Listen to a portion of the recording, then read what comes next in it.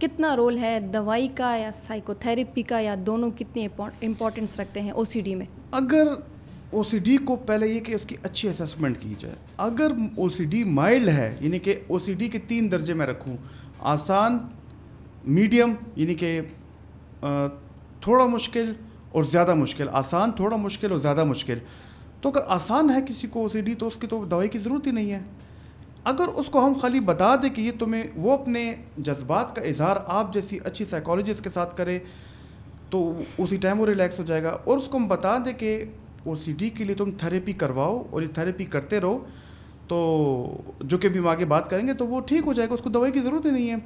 लेकिन उसको अगर कम मुश्किल यानी कि मीडियम नोयत की बीमारी है या ज़्यादा मुश्किल है तो फिर तो उसको इलाज की ज़रूरत है, फिर तो उसको दवाइयों की ज़रूरत है। मतलब मॉडरेट टू सेवियर हम दवाई स्टार्ट कर देंगे? यस, हमें मॉडरेट, क्योंकि फिर हमने ये भी देखा कि आप दवाई ना दें तो वो उसकी ओसीडी आगे जाके ख़राब हो जाती है और आगे उसमें साइकोसिस के सिम्टम्स आ जाते हैं, जिस पे वे आगे बात करेंगे।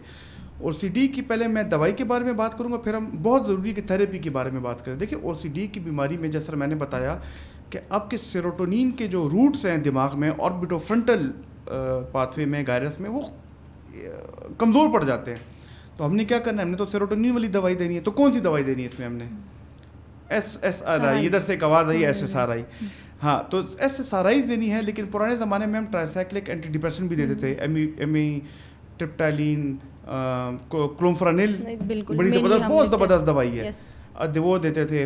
तो SSRIs की बात करें तो फ्लोक्सेटिन, पैरोक्सेटिन, एसिटिलोप्राम हाई डोज में देते हैं, फ्लोवोक्सामिन देते हैं। लेकिन OCD में याद रखिए, ये दवाइयाँ थोड़े डोज में काम नहीं करती, जो हाई डोज में देनी पड़ती है। तो ये बहुत ज़रूरी है, क्योंकि आप खाली सेरोटोनिन न्यूरोकेमिकल की बात नहीं, क्योंकि उसके रूट की बात हो रही है। तो वो रूट को भी आपने ना, उसमें वो कहते हैं कि जब सड़क बना रहे हो तो कंक्रीट ज़्यादा डालना, तो दवाई की डोज ज़्यादा देनी पड़ती है। लोग हमसे शिकायत करते हैं आपने इतनी ज़्यादा हैवी डोज दवाई दे दी। तो बीमारी की नोयत को देखते हुए आपने दवाई ज़्यादा देनी होती है। लेकिन हमने ये भी देखा है कि अगर OCD के साथ OCD सीवियर हो गई, उसके साथ साइकोसिस हो गई है, यानी कि गैर हकीकी शक करने लग गया है, उसमें एजिटेशन आ गई है, गुस्सा आ गया, वो तोड़ फोड़ भी करने लग गया घर में, तो उसके साथ हमने एंटी साइकोटिक्स भी देनी होती है थोड़ी, ताकि उसकी ये जो दीवानापन की बीमारी है वो ठीक हो जाए। लेकिन ये दवाई आपने कम से कम 1.5 से 2 साल खानी होती है, मुसलसल खानी होती है। उसकी वजह ये होती है कि आज भी एक मरीज़ आया है, जो हमने एक स्टोरी शेयर की थी, जो कि आप और मैं जिसको देख रहे थे, तो वो दवाई अगर आपने बीच में बंद की तो ये ऐसा है कि आप दवाई दे रहे हैं, वो हर महीने पर महीने उसका लेवल ज़्यादा हो रहा है दिमाग में। अब वो दवाई अगर आपने बीच में छोड़ दी तो वो लेवल नीचे हो जाएगा, वो दवाई का ख़त्म हो गया, फिर से हमें इलाज शुरू करना पड़ेगा। तो इसमें हमारा लॉस नहीं, मरीज़ और ख़ानदान का अपना लॉस है। आपने दवाई देनी है, वो 1.5 से 2 साल देनी पड़ेगी। अगर वो माइल्ड या सीवियर है तो उसमें आपको देनी पड़ेगी, और फिर जब दवाई उसने मुकम्मल ले ली तो फिर हम दवाई आराम से बंद करेंगे। ऐसा नहीं है कि आप दवाई आज ले रहे हैं, 2 साल हो गए एकदम दवाई बंद की, नहीं, इसको टेपर डाउन कहते हैं। आराम से डोज हम कम करेंगे, और उसका भी 3 महीने होता है, तो तकरीबन 2-2.5 साल इलाज होगा तो आपकी जो अंदर की जगह बेहतर होगी। लेकिन इसके साथ साथ एक और बहुत चीज़ ज़रूरी है जिस पे मैं समझता हूँ दवाई के अलावा और भी हम काफ़ी चीज़ें थेरेपीज़ पे काम कर सकते हैं। तो सर, थेरेपीज़ में सुना गया है कि 2 थेरेपीज़ मेनली काम करती हैं, CBT और ERP। तो कितनी इफ़ेक्टिव हैं ये दोनों OCD में? थेरेपी जो आपने दोनों बताई हैं, ये दोनों थेरेपीज़ का बहुत रोल है। कॉग्निटिव बिहेवियर थेरेपी, कॉग्निटिव का मतलब सोच, बिहेवियर का मतलब हमारा अमल, और थेरेपी।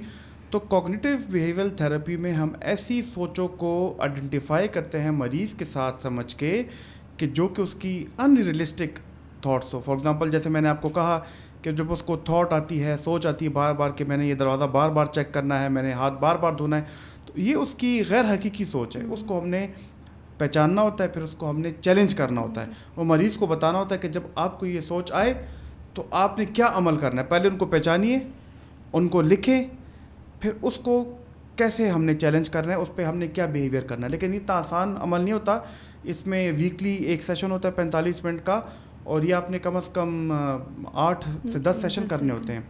तो इस CBT का तो बहुत बड़ा इम्पैक्ट है।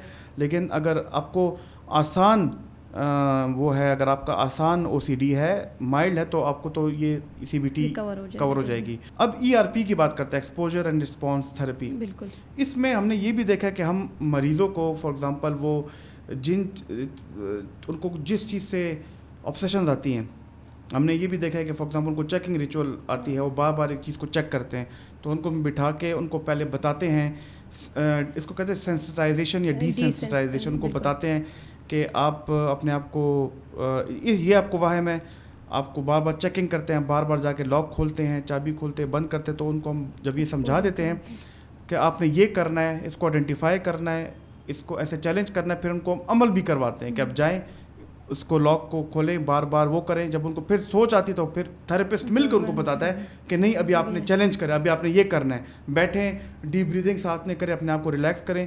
तो वो जो एक साइकिल चल होता है ना, टॉक्सिक साइकिल, उसको तोड़ता है। ये ऐसे ही जैसे कि एक इंसान को शदीद बुखार और मेडिकल डॉक्टर शदीद बुखार जो कंट्रोल ना हो तो उसको स्टीरॉइड का इंजेक्शन देते हैं। तो ये जो ERP है ये एक साइकोलॉजिकल स्टीरॉइड का इंजेक्शन है, लेकिन वो आराम से हम देते हैं। तो ये दोनों बहुत ज़रूरी है। लेकिन एक और थेरेपी भी आप लोग करते हैं, वो जो आप थोड़ा सा थॉट स्टॉपिंग टेक्निक क्या होती है, वो भी आप लोग तो करते थे बहुत। जब पेशेंट को अक्सर यही थॉट दोबारा आ रही होती हैं तो उसमें भी मुख्तलिफ एक रबर बैंड की टेक्निक होती है, या फिर हम कहते हैं कि टैप द टेबल। उस जब थॉट आ रही है बार बार तो उसी वक्त उसको बोलें स्टॉप।